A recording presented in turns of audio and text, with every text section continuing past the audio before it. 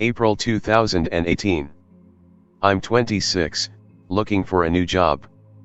I had worked at a pharmaceutical plant as a maintenance guy, but the plant shut down. I decide to move back to Illinois, where my parents live. In a small town called Carmi. My only experience is in maintenance. So after settling in and using my last savings to move and rent a house, I apply at the local utilities branch. Days pass. A week. 2 weeks. And then, I get a phone call. Wood.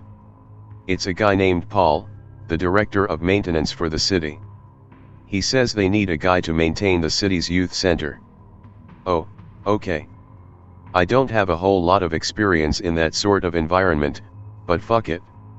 It's a job. Paul gives me directions to the youth center, asks me to report in tomorrow at 11. Okay. That day, I head to the youth center. I meet up with Paul, who's an older guy, bald, mustache, looks like your typical custodian/maintenance guy. He tells me not very many people like working here. But I don't mind. He unlocks the door, hands me the key. Then, he walks me in. My jaw drops. Inside the youth center are several tables, set up in long rows. And on each table is about a dozen 30-year-old Dell Optiplex computers. I'm so shocked because these computers are basically ancient. If I were a kid, I wouldn't want to go here and use these things. It's also a very dusty, unclean environment. Just seems really weird. I ask Paul what exactly people do here. He tells me he doesn't know. The director is a guy named Chuck who used to work at a neighboring school district. Okay. So, he kind of tells me what to do, how to clean the computers, where to wipe, etc. It's all really basic. I ask Paul what happened to the last guy who did this job. He quit. Why? Paul doesn't remember. Well. So, I go on my merry way walking through the YC with Paul and going over the basics of janitorial service. That's day 1. The next day, I go in to clean the center at about 11 p.m. I'm supposed to clean from 11 to 4 a.m. 5 hours, and I get paid pretty decently. It's super easy, and I spend a lot of my time reading or listening to audiobooks or music. I still haven't met Chuck. Nor do I ever see kids in here after school. Weird, but I don't ask questions, I just fucking clean. We get to day 15. 2 weeks on the job, and it's midnight. There is never any evidence that anyone comes in here except me. There is a bar down the road, and oftentimes I'm tempted to go and get shit-faced on the clock. But it's a decent job for very little work, so I never risk it. I'm in a chair by a computer reading some book, I think it was Jurassic Park. When suddenly, the computer turns on. I freak out, afraid I hit something. I don't think I did. And then, a prompt shows up on the screen. I see one word, hello. I have no idea what to do at this point. I've never seen one of these machines turned on. There is nothing inside this building except the tables, chairs, and computers. The only thing indicating the building's name is Youth Center painted on the glass windows in front in green and pink paint. I just sit here staring at this prompt. Hello. Nothing else. Hello. I decide to reach underneath and pull the plug, maybe something's wrong with this shit. But then I see another line appear on the screen. Are you there? What? Are you? This is too freaky for me, so I unplug the computer and leave early for the night. The next morning I decide I want to meet Chuck, who runs the damn place. I call Paul, get his number. I call it, straight to voicemail. Voicemail box has not been set up. Awesome. So I call Paul again and get his address. He tells me he's not supposed to give it to me, but he does anyway. I hop in my car, put it in my GPS, and drive out of the city and onto some back road. After about 20 minutes, I get to a giant ass gate. At the top of the gate it says Heavenly Grace Temple and Sanctuary. I'll just call it Heights because it's a bitch to type. So clearly I put in the wrong address, or have I? I decide to drive past the gate, which is open, and see what lies beyond. It's a long fucking driveway / path down a very steep hill. Eventually it gets so steep and curvy I feel weird driving on it. I get out and walk the rest of the way until I get to a large church. It's maybe the size of a large restaurant or something. I see a lot of trailers beyond the church in a field. Trailers, a filling station. It's like they've set up their own little town around this church. Weird. I feel uncomfortable now, but fuck it. I approach the church. And, surprisingly, I hear organ music. They're having service. Oh shit. I approach the church and peek in the window. It's weird as shit. It looks normal, with pews and shit, and an altar. But all the men are in the back and are wearing these dark green suits. The women are in front, and they're wearing these weird veils. Suddenly I hear a voice behind me. Can I help you? It's some woman, wearing a creepy veil. I don't know what to say, so I run the fuck out of there. I'm like a fucking cheetah running so fast. I get in my car, turn around so fast I hit a tree, doing cosmetic damage to my car. And I ride out of there. I get home and call into work. But Paul's phone is dead or something, so I can't. Just to be safe, I decide to go in. I go to work but I don't do too much cleaning. I start to get paranoid because this black SUV keeps passing the center every half hour or so. I decide to call Chuck's number again, because I want to see what's going on. It rings, and rings, and rings. And then he picks up. He sounds kind of drunk, honestly. I don't really know what to say, so I just tell him who I am and ask him to come down. I want to talk to him. He slurs his way into some excuse about how it's too late. It is late. But I'm freaking out. I get angry and hang up on Chuck. I decide that when I get off work, I'll do some research myself. So, that next day, I go to the local library and search their records. There is nothing, I mean nothing, in regards to the youth center. It might as well not exist. Even though it's right there in town. So I decide to Google Heights. And then, things get interesting. There are several newspaper articles from neighboring counties. All of them call Heights a cult. Apparently about 4 years prior, a young woman went missing and joined up with them. Some other weird shit. But how is this place linked up with the youth center? Only one way to find out. I go back to Heights the next day.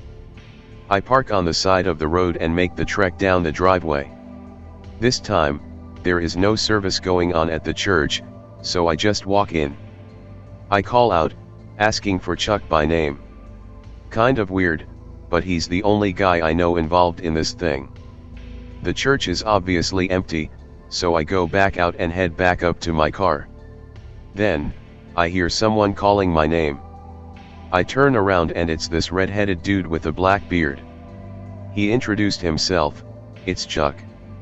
He asks if I need anything urgent, as service is about to start. I tell him there's nothing urgent, but I'd like to meet up with him at the youth center that night to go over some stuff. He acts like this is the most normal thing to request in the world, and says he'll be there. I go to work that night. He's not there. I wait several hours. He's still not there. Then, a computer turns on. Well, shit. Same prompt-looking screen. This time, there's a full sentence. I've been reading Romans. The fuck? I know I could get in trouble, but fuck it. I respond, what? No response. Then, another sentence appears, brother asked me to read Romans. My response, who is brother? And then, radio silence. So work continues for 2 to 3 weeks.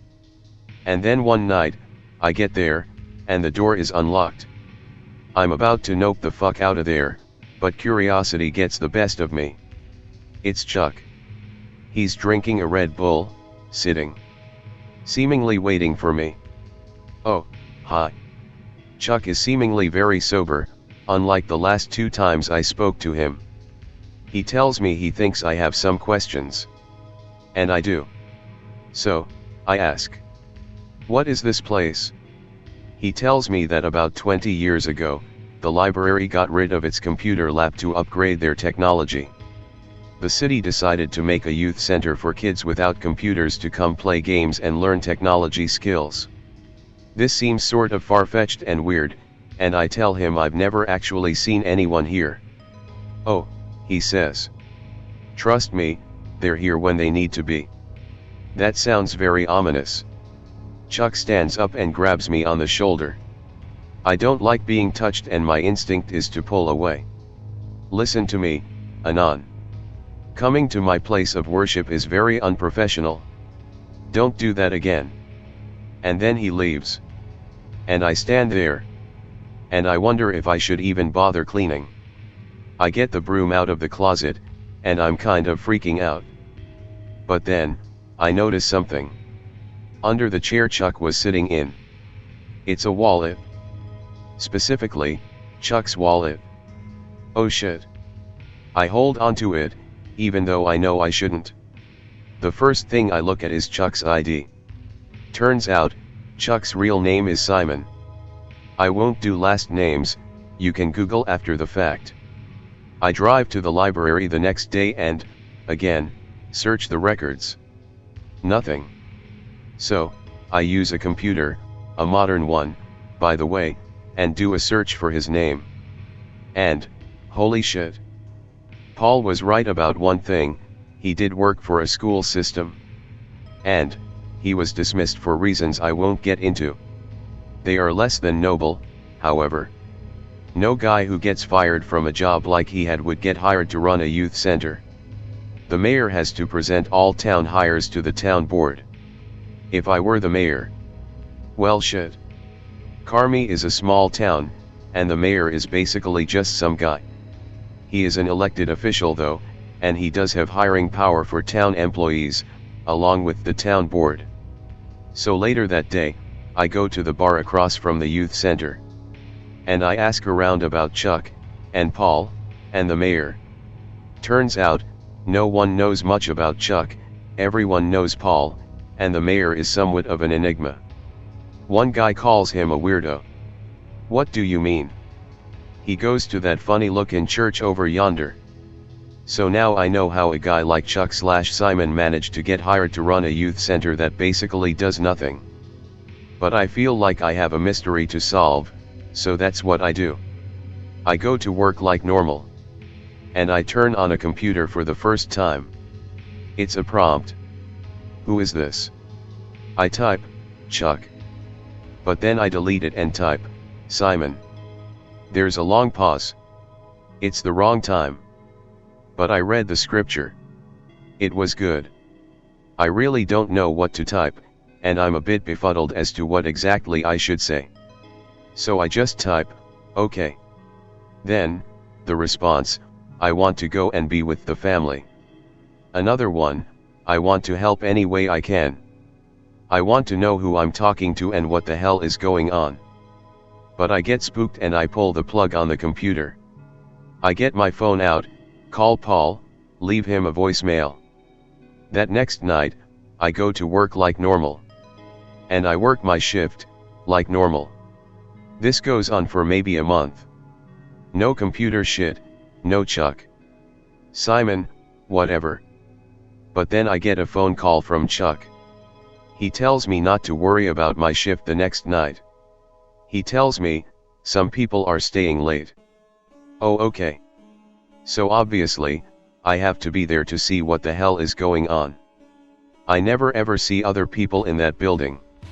And I have to know. So, I come up with a plan.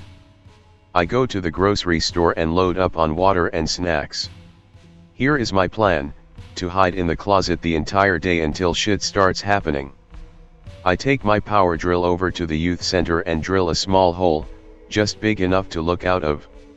I throw the drill in with the other tools, grab my snacks/water, and shut the door, making sure to lock it before I enter. I guess I'll just have to kick it down or some shit when everyone leaves, but I can't have someone opening the damn door while I'm in there. So, I sit and wait. And wait. And wait.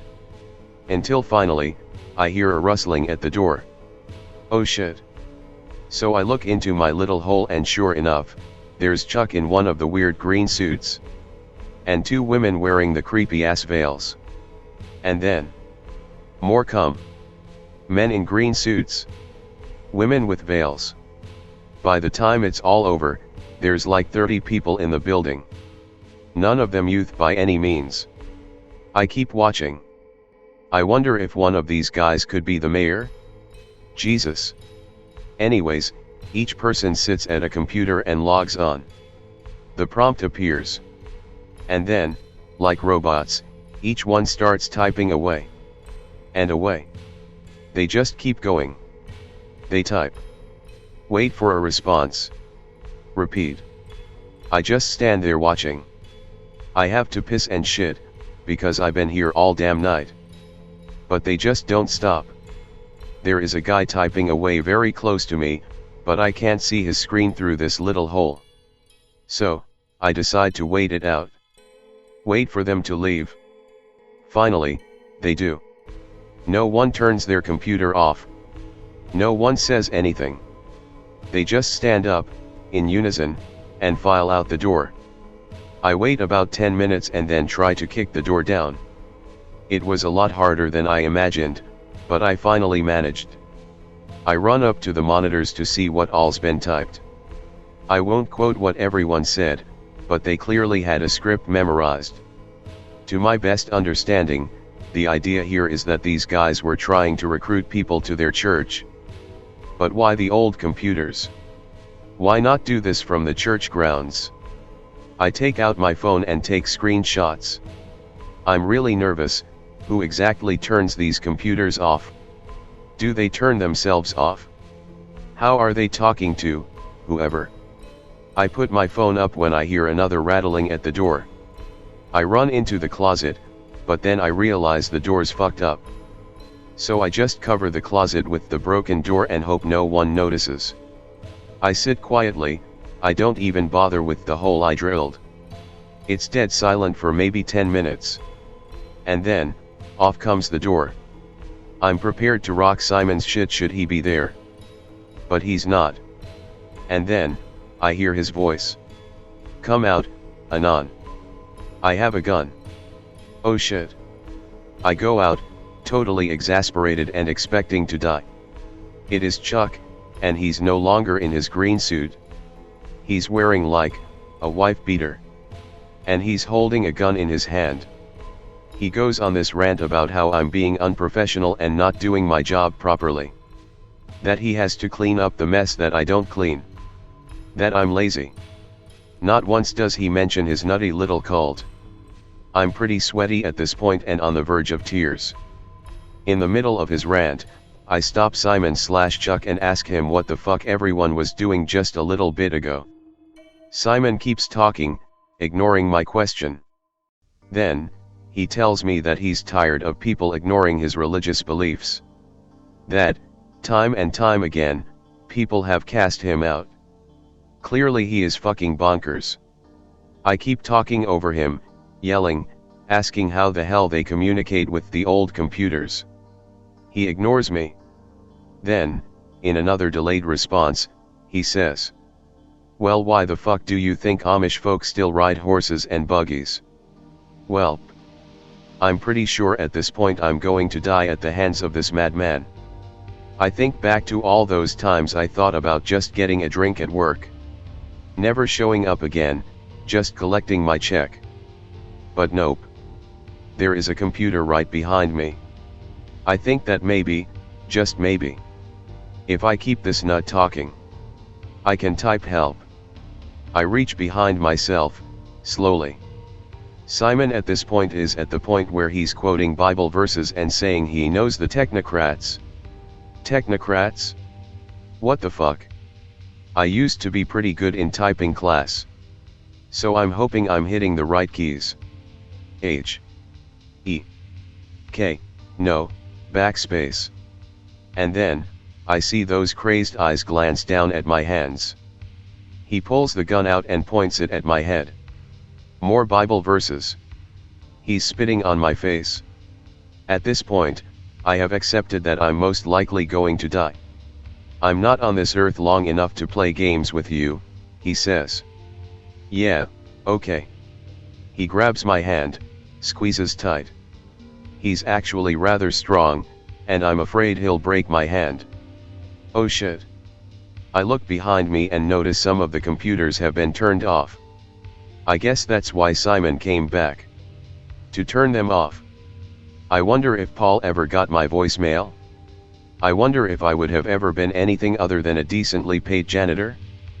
Probably not. But it's fun to pretend. Simon/Chuck has gotten to the point where he's rambling in gibberish. I'm about to make a run for the door. If you're gonna shoot, shoot, don't talk. But then I see the flash. Red and blue. Police lights? After I talked with whomever on the computer, I sent Paul a voicemail. Basically I said that if you don't hear from me after every shift, something weird is happening and he should check it out. So after every shift, I texted him. And he never responded. But, lo and behold, he did check his voicemail and texts when it really counted. 2 cops enter the building, screaming at Simon/Chuck to drop his gun and put his hands up.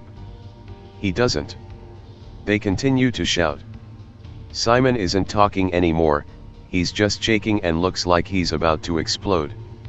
I see Paul outside, by the window, looking in between to the 2 stems of the Y in Youth Center painted on the window. As I'm looking I hear a bang. And on the floor, is Simon. Holy fucking shit. I overhear one of the cops saying he had begun raising his weapon. So I guess he basically committed suicide by cop. I've read shit about Waco, Jim Jones. But nothing like this. The cops rush over to me. Ask if I'm alright. Yeah. Do I need anything? No. I'm good. After an experience like that, I obviously did not feel like working for the town of Carmi again. I eventually found another job. Factory work up north, near Chicago. Last time I was in Carmi was a few months ago, for my dad's birthday. The youth center is a pizza place now. Just for shits and giggles, I decided to try it. I went in, ordered carryout, and as the lady put in my order, I noticed something. She was doing it on an old Dell Optiplex. If you enjoyed this video and want to see more like it, please like and subscribe. If you have any green text recommendations, leave them in the comments below.